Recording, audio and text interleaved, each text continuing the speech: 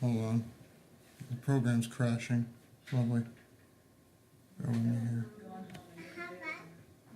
Okay. No, it's working. We'll do it slowly. It'll work? Yeah, okay.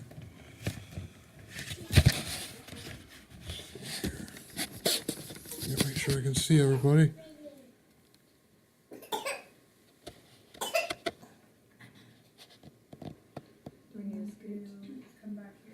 Yeah.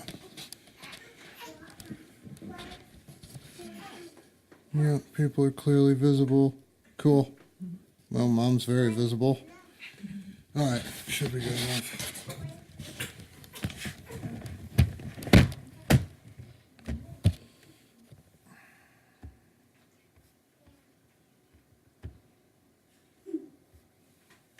Okay, like I said, thanks everybody for doing this. This is for my speech class, so. Alright, anyway, the topic I gotta do is about CPR and why people need to learn it.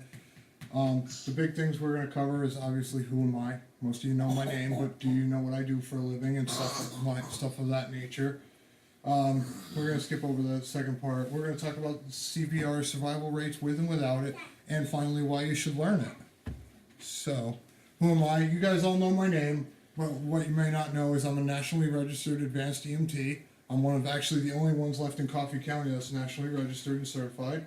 I'm also BCLS and ACLS, Basic Life Support and Advanced Cardiac Life Support certified. I've been at this for over 6 years, going on 8 now actually. And I've actually personally had to do CPR a few times in my life. So, per the American Heart Association, more than 350,000 people will suffer from a sudden cardiac arrest. So about 1 every 90 seconds. And the time that it takes me to finish this sentence, somewhere somebody in the United States is suffering one. With CPR, it doubles their chances of survival. Most cardiac arrests happen at home, and 70% of the population, I think only 3 people here have their CPR cards. Myself, you, and... Do you? Oh, alright. Wolf Creek must make you have it. So, and without CPR, it's about a 10% survival rate. So, let's just say hypothetically, should one of us collapse in this room, if it's and Joe, myself, or my wife, or Jeff weren't here, would anybody know what to do beyond call 911? Probably not if you don't know CPR. So, emergencies are just that. It's an emergency, and things are very hectic, things are crazy. I can speak from personal experience. I've been doing this for years. Emergencies are rarely calm and quiet. Yes, sweetheart. So, and, you know, a lot of people are worried about helping an innocent bystander and stuff like that, but there are good Samaritan laws and things of that nature that will actually protect you from legal liability. Yeah? So, here's the survival ratings again. 11% survival ratio with CPR, with, in general. With CPR, you got a 31% survival rate. And it's a shockable rhythm, which I'll get into in a minute what that is. Cardiac arrest? Yeah. So, back to what I was saying about Good Samaritan laws. Every state has one, but these are Kansas Good Samaritan laws. And like it says, a Good Samaritan is a person who renders care in an emergency situation in good faith.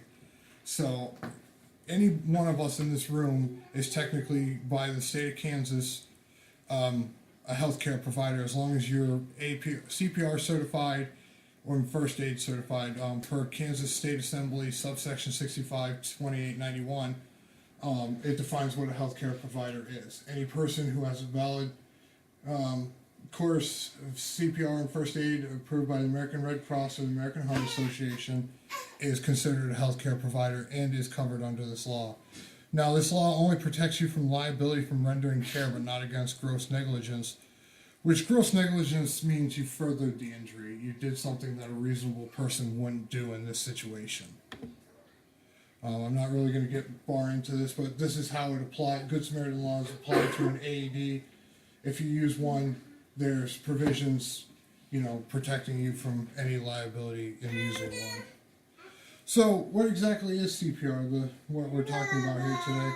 CPR basically is a way to continue to pump the heart after it fails. So after your heart stops beating, CPR makes your heart beat for you.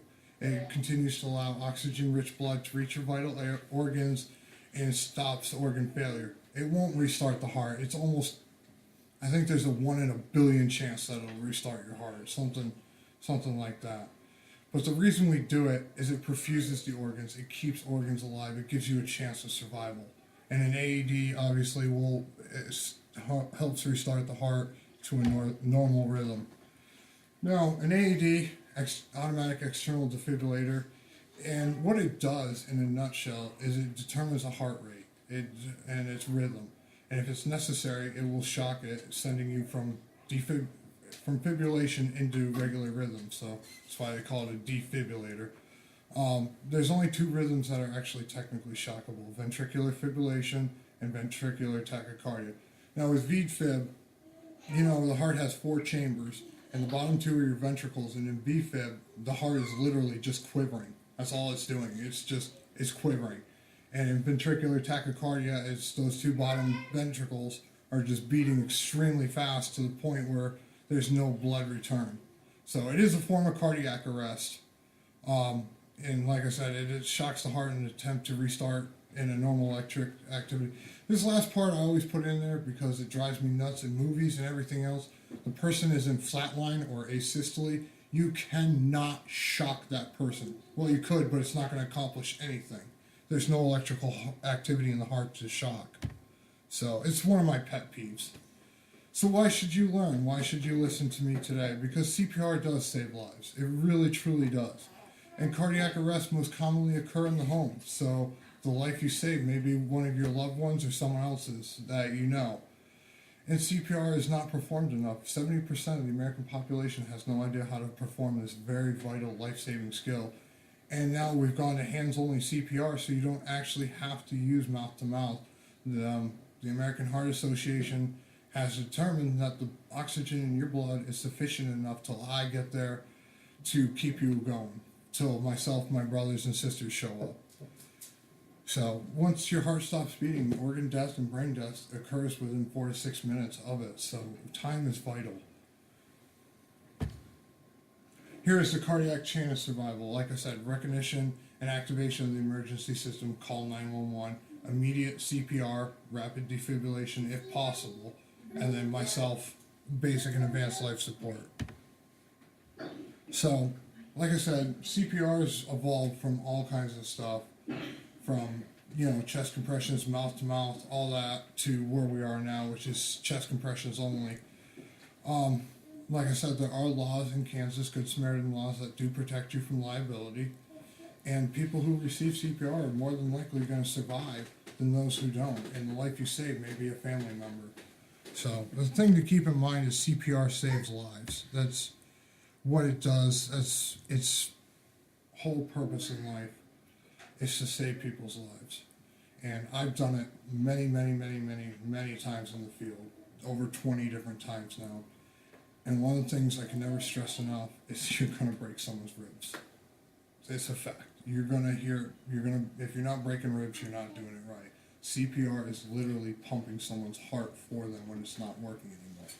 So it's one of those things that's very, very invasive, but it's a life-saving skill. And like I said, the life you save may be your own, may be a loved one. So thanks, guys. Hold on a second. I got to pan the audience here, and should be good.